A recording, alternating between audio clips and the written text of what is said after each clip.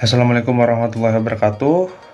Perkenalkan, nama saya Abdul Hadi dengan NIM 2230111040. Saya dari kelompok 4 dan tentunya ada teman saya juga, yaitu Salman Aufalia dan Isal Maulidin. Di sini kami akan menjelaskan sedikit tentang pembangunan jembatan baja, dari mulai pengukuran, kemudian fondasi tiang pancang, dan selanjutnya ada proses pembuatan struktur atas seperti gelagar dan lain sebagainya. Jadi dalam proses pembuatan jembatan itu ada beberapa tahap. Nah, yang pertama itu pengukuran yang akan saya jelaskan sendiri. Nah, langkah-langkah pengukuran jembatan ada beberapa tahap. Yang pertama itu mengenai pengukuran secara topografi, kemudian perencanaannya, dan yang ketiga ada stake out titik koordinat dari hasil perencanaan, dan yang keempat itu ada penentuan elevasi. Nah, langkah pertama yaitu tadi pengukuran topografi. Langkah awal dalam proses pengukuran jembatan ini dimulai dengan melakukan survei topografi. Nah, biasanya itu dilakukan tentunya ya di lokasi perencanaannya. Nah, pengukuran ini bertujuan untuk memperoleh informasi tentang kondisi kontur tanah, kemudian elevasi tanah, serta fitur-fitur alami yang ada di sekitar pembangunan. Nah, alat yang digunakan itu biasanya seperti total station. Nah ya, ini total station ini dia mampu mengukur sudut horizontal, sudut vertikal, serta jarak dengan ketelitian yang cukup tinggi. Nah, data yang dikumpulkan berupa titik-titik koordinat ataupun XYZ ya sebagai simbolnya dari area kerja yang kemudian diolah menjadi peta kontur dan model permukaan tanah. Nah, kemudian si data-data hasil pengukuran topografi ini kemudian diinput ke dalam software.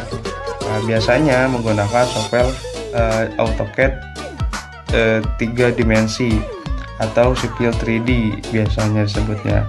Nah, setelah data-data tadi didapatkan kemudian diinput, setelah itu tahap selanjutnya adalah proses perencanaan jembatan.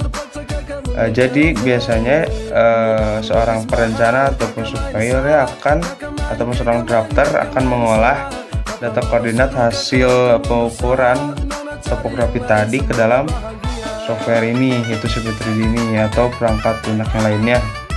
Nah, pada tahap ini dilakukan perencanaan, desain geometri jembatan meliputi letak abutmen, kemudian tiang tengah, panjang jembatan, lebar jalannya, kemudian serta elemen-elemen yang lainnya. Nah, dari hasil perencanaan ini nanti kan akan diperoleh data titik-titik koordinat penting seperti layout titik fondasi, titik sumbu jalan, dan titik pancang. Nah, yang akan nanti itu si data-data tersebut akan akan digunakan sebagai acuan saat penentuan posisi di lapangan. Nah, yaitu lanjut ke tahap yang ketiga, yaitu stake out. Stake out ini adalah proses pemindahan titik koordinat dari gambar ke lapangan itu. Nah, proses ini menggunakan alat yang sama, yaitu total station, dengan memasukkan data titik koordinat hasil desain dari tahap kedua tadi. Jadi si data koordinat yang dihasilkan dari perencanaan ataupun tahap yang kedua tadi itu diinputkan ke total station. Kemudian nanti tujuannya itu nanti untuk menentukan posisi yang tepat. Jadi berdasarkan data yang didapatkan hasil perencanaan kemudian diinputkan ke dalam total station, nanti ditembakkan. Nah, ketika dilakukan penembakannya itu kita diarahkan ke kanan ke kiri untuk mencari koordinat sesuai data yang ada, seperti itulah kurang lebih. Nah, kemudian dalam tahap ini sekaligus juga dilakukan pengecekan verticality ataupun kelurusan vertikal saat pelaksanaan pemancangan. Nah, proses ini sangat penting untuk memastikan posisi tiang pancang berada pada lokasi dan arah yang sesuai dengan perencanaan. Nah, untuk menjamin stabilitasan dan kekuatan struktur jembatan. Nah, setelah dirasa vertikal ataupun lurus, selanjutnya adalah melakukan leveling ataupun penentuan elevasi top pancang. Nah, setelah itu ini tujuannya adalah untuk memastikan bahwa elevasi bagian atas ataupun top tiang pancang ini sesuai dengan ketinggian yang telah ditentukan dalam desain, yaitu pada tahap 2 tadi. Nah, pengukuran elevasi ini menggunakan alat ukur seperti water pass dengan acuan pada titik BM, biasanya benchmark, yang telah ditentukan sebelumnya. Nah, hasil dari proses leveling ini akan menjadi acuan dalam pelaksanaan pekerjaan struktur atas jembatan seperti pengecoran dan lain sebagainya ya. Nah, setelah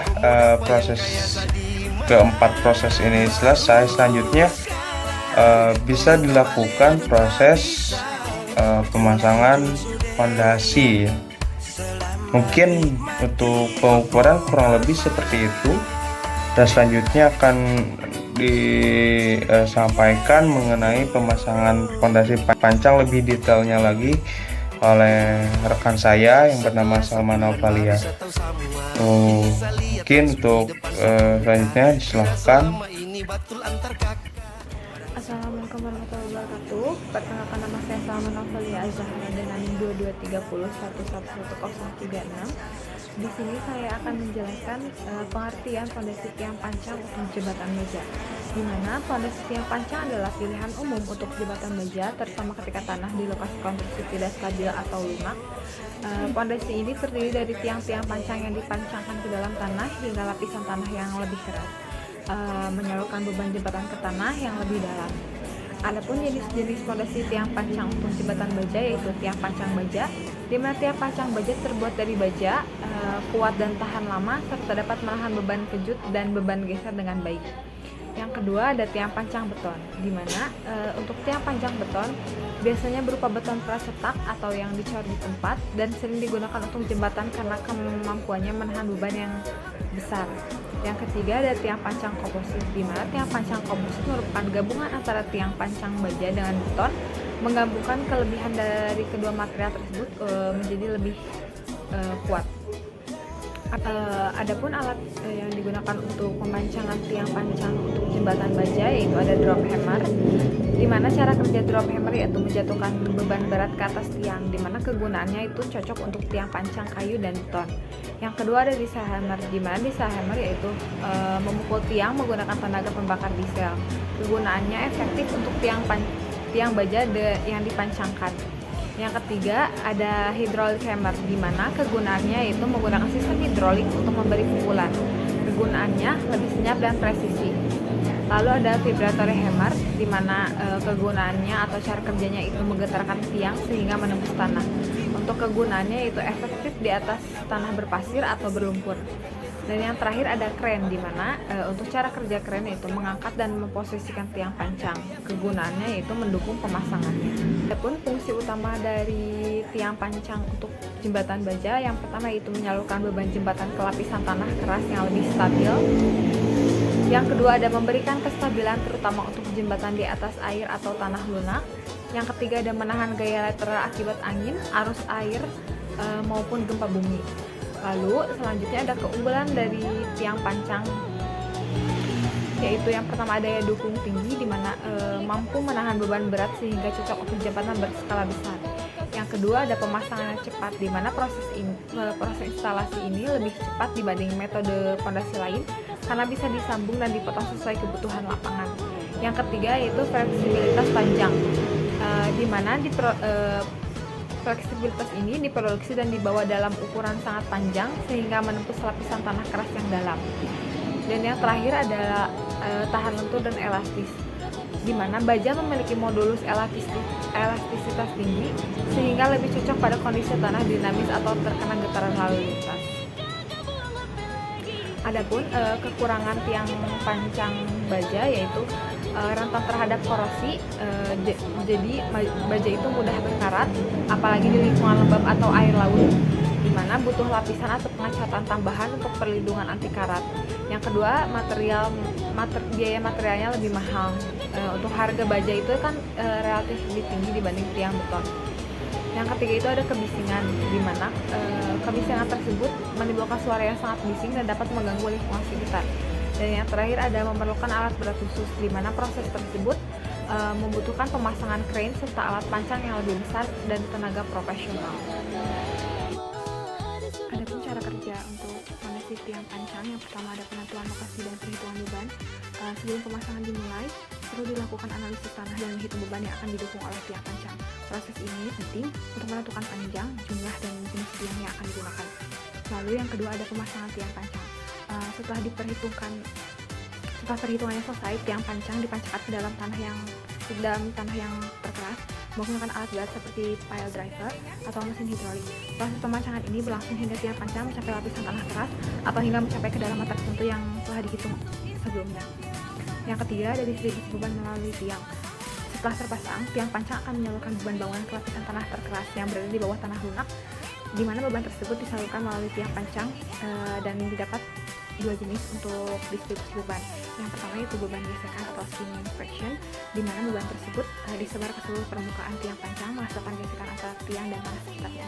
Yang kedua ada beban ujung atau end bearing, di mana beban tersebut disalurkan ke ujung tiang yang telah mencapai lapisan tanah terkeras sehingga tiang menopang langsung di atas tanah yang stabil. Yang keempat ada penguatan struktur bangunan, di mana pekerjaan ini terhubung dengan struktur di atasnya. Biasanya pada tiang pancang bekerja sebagai tulang punggung. Selanjutnya ada pekerjaan pemasangan pile cap, di mana pada pekerjaan ini untuk langkah kerjanya ada penggalian tanah. Proses ini dilakukan untuk mencapai kedalaman yang sesuai dengan desain. Tanah digali sampai elevasi yang ditentukan, memastikan pile cap berada pada posisi optimal, memiliki akurasi yang pas, dan mencapai kestabilan struktur. Yang ketiga, ada pemotongan tiang pancang bila diperlukan, di mana pada pemotongan tiang pancang ini bagian atasnya dipotong dan disisakan besi tulangan sebagai stek. Stek ini nantinya akan dihubungkan dengan tulangan pile cap. Setelah besi tulangan tersebut terpasang, maka kondisinya akan bebas dari korosi. Yang ketiga ada pembuatan lantai kerja. Pada pembuatan lantai kerja dibuat dengan ketebalan sekitar 5 cm menggunakan betanan struktural, di mana fungsinya untuk menyediakan permukaan yang rata dan stabil sebelum pemasangan tulangan pile cap. Setelahnya ada pemasangan casting, di mana pada pemasangan casting dipasang untuk membentuk area cetakan pile cap, biasanya menggunakan multiplex atau material khusus lainnya yang kuat namun fleksibel. Selanjutnya ada pemasangan tulangan pile cap. Pada tahap ini dibutuhkan ketelitian ekstra, di mana tulangan baja dipasang sesuai dengan desain ukuran diameter yang sudah dihitung. Setelahnya ada pengecoran beton, di mana pengecoran beton ini beton harus dicor khusus untuk menghindari sambungan yang lemah, di mana untuk mutu betonnya itu digunakan biasanya FC40 MPa. Setelahnya ada perawatan beton atau curing. Selanjutnya ada pekerjaan abutment, di mana abutment merupakan bangunan bawah jembatan yang terletak pada kedua ujung pilar-pilar jembatan. Abutment biasanya memiliki fungsi untuk memikul semua beban yang bekerja pada bangunan atas dasar dengan aman, sekaligus sebagai bangunan penahan tanah tetap menerima tekanan dan diteruskan ke fondasi. Selanjutnya untuk pekerjaan jembatan baja akan dijelaskan oleh rekan saya, yaitu Islam Maulidin. Perkenalkan, nama saya Islam Maulidin. Saya di sini akan melanjutkan dalam materi metode pelaksanaan dalam jembatan struktur baja. Sebelum itu saya akan menjelaskan beberapa yang belum dijelaskan dari video sebelumnya, yaitu di dalam jembatan baja ada beberapa yang perlu kalian ketahui, yaitu ada pilar jembatan adalah struktur vertikal yang ada di antara abutmen atau ujung jembatan berfungsi untuk menopang bagian tengah jembatan dan meneruskan beban dari gelagar ke fondasi. Terus ada juga girder beton, adalah komponen utama struktur atas jembatan yang berbentuk balok memanjang dan berfungsi untuk menopang plat lantai jembatan serta menyalurkan beban dari kendaraan dan pejalan kaki ke pilar dan abutmen. Selanjutnya ada elastomer jembatan, adalah komponen bantalan berbahan karet elastis yang dipasang di antara struktur atas dan struktur bawah pada jembatan. Fungsinya ialah untuk menyalurkan beban dari atas ke bawah sekaligus mengakomodasi pergerakan dan deformasi yang terjadi pada struktur jembatan. Selanjutnya yaitu ada diafragma atau rangka pengaku pada jembatan. Ialah elemen struktural yang dipasang melintang di antara gelagar-gelagar utama untuk memberikan kekakuan lateral, menjaga stabilitas struktur, dan mendistribusikan beban. Diafragma penting untuk mencegah tekuk lateral dan rotasi gelagar, terutama saat beban kendaraan bergerak melintasi jembatan.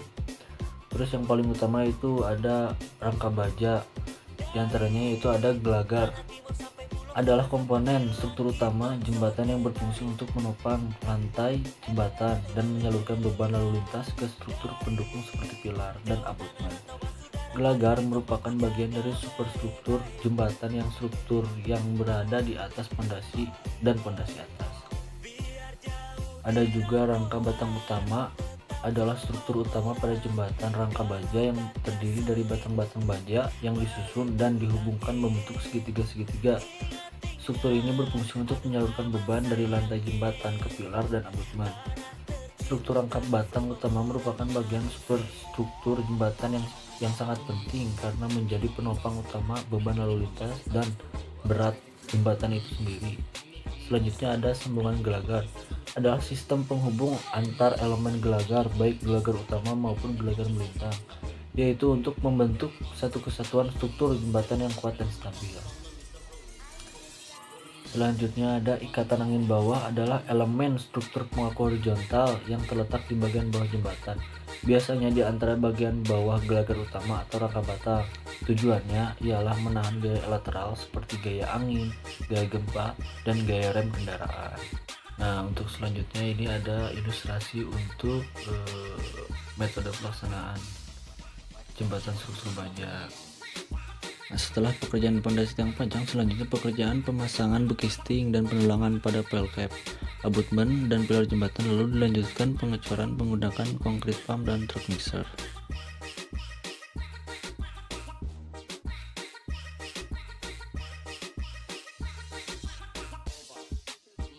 Pekerjaan selanjutnya yakni adanya pekerjaan pemasangan girder beton dengan menggunakan tower crane, yakni di mana girder diletakkan menumpu pada elastomer.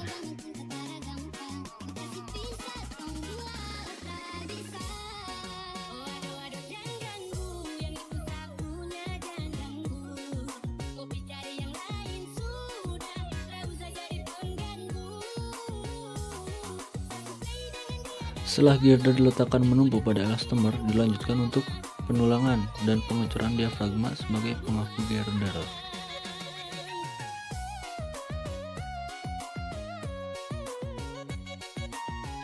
Berikut ini rangka batang pada jembatan baja.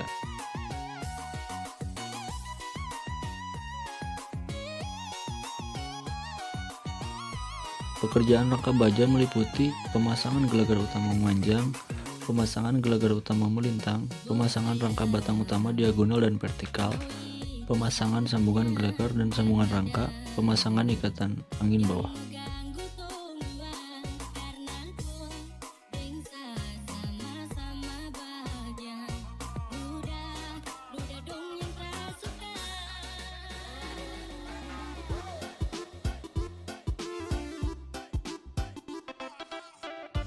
Selanjutnya yaitu adanya pemasangan bekisting dan tulangan plat beton, lalu dilanjutkan adanya pengecoran.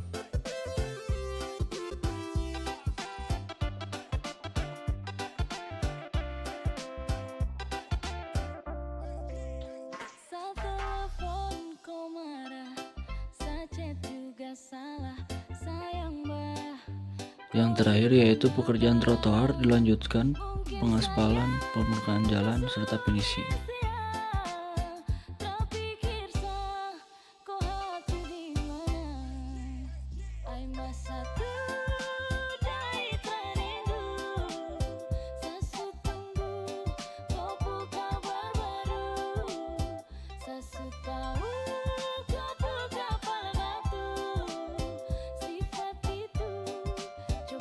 Dan berikut ini adalah konstruksi jembatan baja dan beton yang telah melewati masa pembangunannya.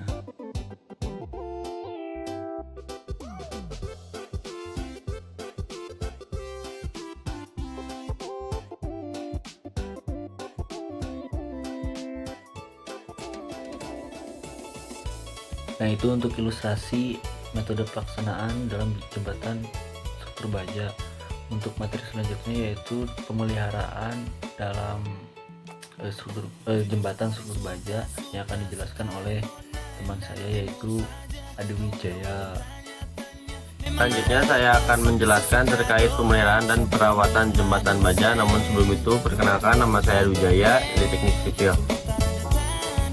Pengertian pemeliharaan jembatan baja. Pemeliharaan jembatan baja adalah serangkaian kegiatan yang dilakukan secara rutin dan berlaku untuk menjaga kondisi struktur jembatan tetap aman, kuat, dan berfungsi dengan baik. Karena jembatan rentan terhadap korosi dan kerusakan akibat beban, dinamis, serta cuaca, pemeliharaan sangat penting agar jembatan tetap layak digunakan dalam jangkauan panjang. Jenis-jenis pemeliharaan. 1. Pemeliharaan rutin.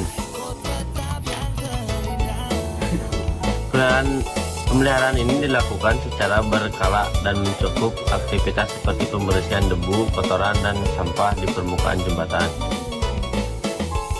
Selain itu, sambungan atau bagian yang bergerak dilumasi agar tidak kaku atau rusak. Kondisi cat penting dilindungi, juga diperiksa dan baut serta sambungan dicek kekencangannya. 2. Pemeliharaan berkala. Dilakukan dengan interval waktu tertentu seperti setiap 6 bulan atau setahun sekali.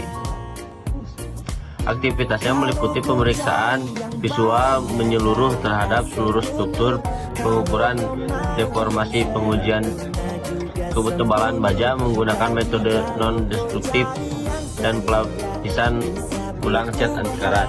3. Pemeliharaan khusus atau darurat.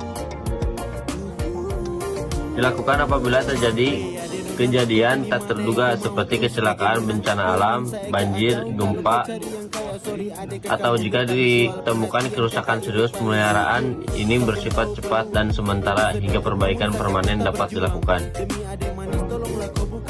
Langkah-langkah pemeliharaan. Langkah pertama adalah melakukan inspeksi visual untuk mendeteksi tanda-tanda awal kerusakan seperti karat, retakan, dan deformasi. Setelah itu dilakukan pembersihan menggunakan air bertekanan atau alat abrasif untuk menghilangkan kotoran dan cat lama. Selanjutnya, bagian-bagian yang rusak atau aus seperti baut, pelat, atau sambungan digantikan. Jika ditemukan keretakan, maka dilakukan pengelasan atau penguatan pada bagian yang terdampak. Terakhir, permukaan baja dicat ulang menggunakan sistem pelapisan anti karat untuk melindungi dari korosi. Masalah umum yang ditemui. Berapa masalah umum pada jembatan baja di antara lainnya, atau karat, korosi yang biasanya terjadi akibat paparan air hujan, udara lembab, atau lingkungan. Sambungan longgar yang diakibatkan oleh getaran lalu lintas yang terus-menerus. Retakan pada elemen struktur karena kelelahan material atau beban berlebihan.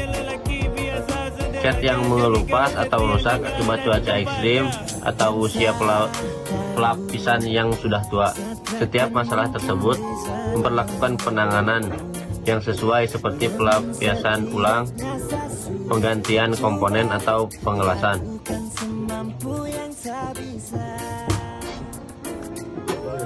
Frekuensi pemeliharaan. Pemeriksaan visual biasanya dilakukan 1-2 kali dalam 1 tahun. Pemeriksaan umum dapat dilakukan setiap beberapa bulan tergantung kondisi lingkungan.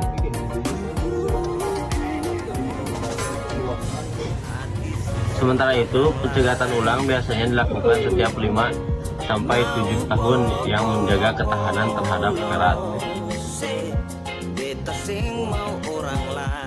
Sekian dari kami, kurang lebihnya mohon maaf. Wassalamualaikum warahmatullahi wabarakatuh.